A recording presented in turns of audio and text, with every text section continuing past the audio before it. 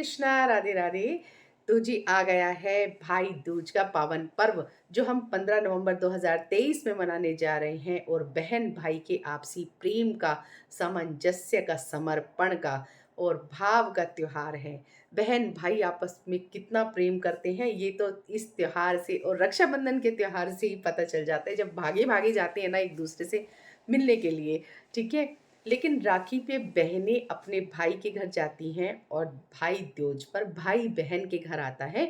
ये हमारी पौराणिक परंपरा है और इसी हिसाब से हमें करना चाहिए। तो जैसे बहनें भाई के घर जाती हैं तो वहाँ पर खूब सारा आशीर्वाद देकर आती हैं। ज़रूर उन्हें राखी पे जाना चाहिए, आशीर्वाद देकर आती हैं, आंगन को खुशियों से भर के आती हैं, भाई की तरक्की की कामना करके आती हैं और उस अंगना में चारों तरफ खुशियों के फूल खिलाकर आती हैं। तो इसलिए राखी पर जाना चाहिए। लेकिन ड्योज पर भाई को क्यों आना चाहिए? तो क्या आप जानते हैं इस त्योहार को यम द्वितीया भी कहते हैं? तो इसकी पौराणिक कथा है। भगवान सूर्य और छाया के पुत्र थे यमराज और उनकी बहन थी यमुना। दोनों एक दूसरे से बहुत प्रेम करते थे। लेकिन यमुना मैया यमराज को बहुत बार बुलाती थी कि भाई आप हमारे घर नहीं आते, आप आइए अपने फ्रेंड्स के साथ में आइए, हमारे घर भोजन करिए। लेकिन वो जो है अपने काम में इतने बिजी रहते थे कि वो नहीं आ पाते थे। एक दिन वो अपनी बहन यमुना के घर आए और उस दिन तिथि थी कार्तिक शुक्ल पक्ष की द्वितीया तिथि, जिसे कि यम द्वितीया भी कहते हैं, यानी भाई दूज का दिन था। उस दिन उन्होंने अपने भाई को तिलक किया, उनको नारियल दिया और उनको बहुत अच्छे से प्रेम से भोजन कराया, मिष्ठान, फल इत्यादि खूब खिलाया और यमराज ने पेट भर के खाना खाया और बहुत प्रसन्न हो गए वो। उन्होंने कहा, बहन मांगो, क्या वर मांगती हो? तब यमुना मैया ने कहा कि भाई मुझे कुछ नहीं चाहिए, लेकिन मैं ये आपसे मांगती हूँ कि आज के दिन जो भी भाई अपनी बहन के घर जाए, बहनें उन्हें प्रेम से भोजन खिलाएं, उनको तिलक करें, उनका मान सम्मान करें। ऐसे भाई बहनों की जोड़ी सदा बनी रहे, उनके भाइयों पे कभी कोई कष्ट ना आए और उन्हें अकाल मृत्यु का भय ना हो, उन्हें नरक का द्वार ना देखना पड़े। तो यमराज ने कहा, तथास्तु, ऐसा ही होगा जैसा तुम चाहती हो। तो तभी से ये प्रथा प्रचलित है कि भाई जो है भाई दूज के दिन बहन के घर जाते हैं और बहन उनका बहुत प्रेम से उनका सम्मान करती हैं, खाना खिलाती हैं, उनको मिठाई खिलाती हैं, तिलक करती हैं। तो जी कैसे हमें करना है, इस चीज़ का भी हमें ध्यान रखना है कि हमें क्या करना है। देखिए, सुबह सवेरे उठ करके आप सबसे पहले नहा धो के मंदिर में जाइए, अपनी पूजा की थाली तैयार कीजिए। वहाँ पर आप सबसे पहले अपने इष्ट को तिलक करिए, यानी आप गणेश भगवान को तिलक कर सकती हैं। आप अपने इष्ट भगवान श्री कृष्ण को तिलक कर सकती हैं, जिससे कि आपके भाई के शुभ सौभाग्य में वृद्धि हो। इसके बाद में आप पूजा करिए, कथा करिए। भाई दूज की कथा भी है। जैसे हमारे बचपन में कहा जाता था, तो मैं आपको वही सुना देती हूँ। एक बूढ़ी माँ के एक बेटा और बेटी थी। बूढ़ी माँ बहुत गरीब थी। तो जो बूढ़ी माँ थी, उन्होंने मतलब निर्धनता के कारण बचपन में ही अपनी बेटी की शादी कर दी थी और उसके बाद उसको कभी बुलाया नहीं था अपने घर पे।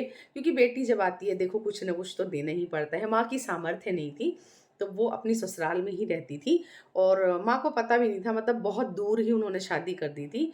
तो एक बार जब वो बच्चा था, वो बड़ा हो गया, तो वो खेतों में काम करने जा रहा था, तो उसने देखा कि सब लोग सुंदर-सुंदर वस्त्र पहनकर और हाथ में पोटली लेकर सब लोग जा रहे हैं गाँव से बाहर। कहाँ जा रहे हैं? उन्होंने पूछा, आप कहाँ जा रहे हो? तो उन्होंने कहा, आपको नहीं पता, आज भाई दूज का त्योहार है और आज हम अपनी सामर्थ्य के अनुसार अपनी बहन के घर जा रहे हैं, उनके लिए उपहार इत्यादि लेकर।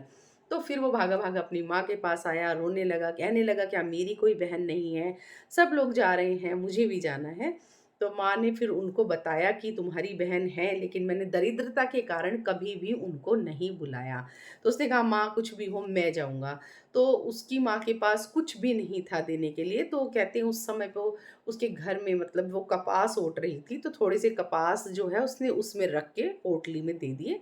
तो वो भाई जो है, मतलब बेटा उसका, चला गया। तो वो वहाँ पहुँचा अपनी बहन के पास, पूछते-पाछते, मतलब कहाँ बहन रहती है, ऐसे करके। तो वहाँ गया तो उसने ऐसे दरवाज़ा खटखटाया, तो बहन आई, उसने देखा, पहचाना नहीं, तो उसने कहा, आप कौन हैं? कि मैं आपका भाई हूँ और पड़ोसने आ गई देखने के लिए कि क्या लेकर आया है भाई, तुम्हारा भाई पहली बार आया है। तो वो सकुचाया बेचारा, बहुत मतलब उसे शर्म आई क्योंकि कुछ था नहीं उसके पास देने के लिए, तो उस पोटली को वो बाहर ही रखकर अंदर आ गया। तो पीछे से पड़ोसन लेके आ गई क्योंकि उनको बड़ा रहता है भई हम भी देख लें क्या लाया है। तो भगवान की असीम अनुकंपा से उन्होंने जैसे पोटली खोली तो उसमें सोना जवाहरात वगैरह सब भरा हुआ था। बहन भी बहुत खुश हो गई।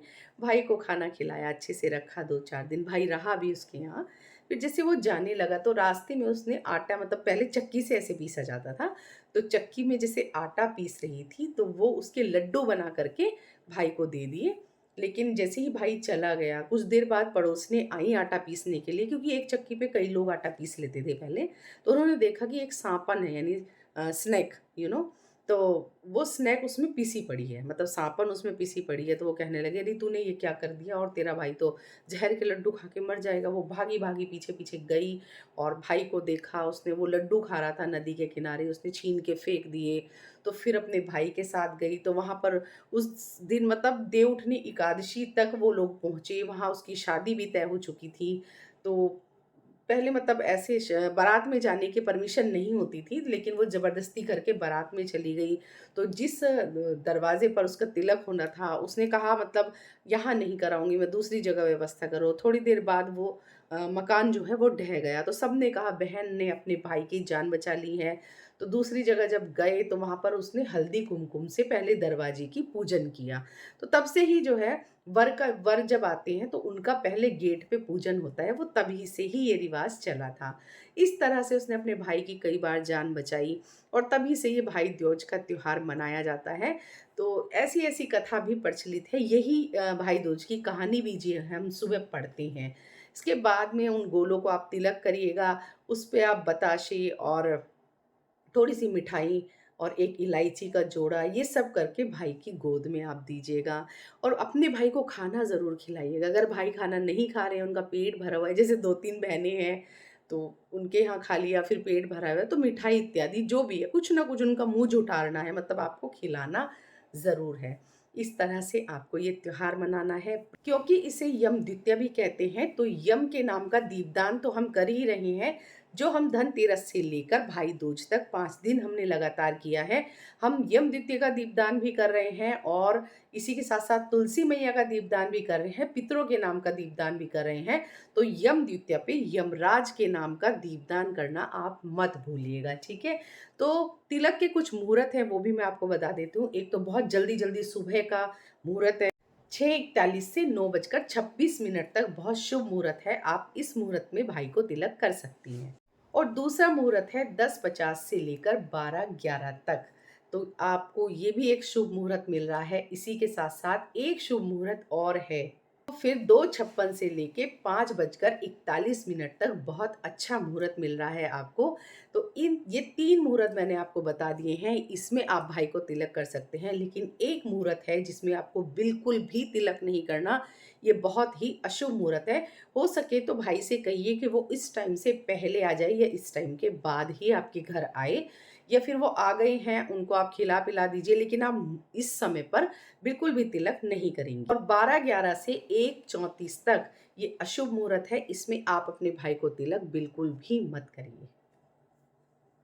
और जैसे भाई आपके लिए उपहार लाएँगे भर-भर के, आपके लिए मतलब चीज़ें लाएँगे, मिठाई लाएँगे, वस्त्र लाएँगे और आपके बहुत सारे सामान लाएँगे, तो आपको भी उन्हें विदाई में मिठाई देनी है, जोड़ा देना है, उनके बच्चों के कपड़े देने हैं। कंजूसी मत करिएगा, भाई को भी आपको इतना ही देना चाहिए। मतलब हम उनके जितना तो ख़ैर नहीं दे पाते हैं, लेकिन फिर भी हम बच्चों के थ्रू, हम किसी भी थ्रू हम उनको दे देते हैं। अगर भाई बड़े होते हैं तो भी वो सकुचाते हैं, नहीं लेते हैं, तो उनके बच्चों के थ्रू हमें दे देना चाहिए।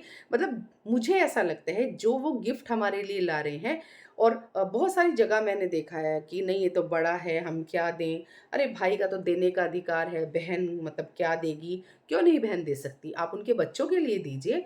आपका भाई छोटा है तो उसका रेडीमेड जोड़ा आप दे सकते हैं। और बाकी सबकी देखिए सामर्थ्य होती है, अपनी जेब के हिसाब से भी आदमी खर्च करता है। पर कंजूसी मत करिएगा, भाई को भी अच्छे-अच्छे आपको गिफ्ट देने हैं।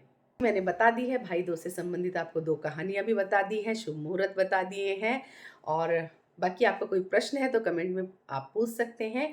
इसी के साथ-साथ सभी को पंच दिवसीय त्योहार की हार्दिक शुभकामनाएँ। भाई दूज के साथ-साथ ही हमारा 5 दिवसीय त्योहार समाप्त हो जाएगा और भाई दूज के नेक्स्ट डे मॉर्निंग में आपको माता की चौकी का विसर्जन करना है, जो लक्ष्मी माता की हमने चौकी सजाई है।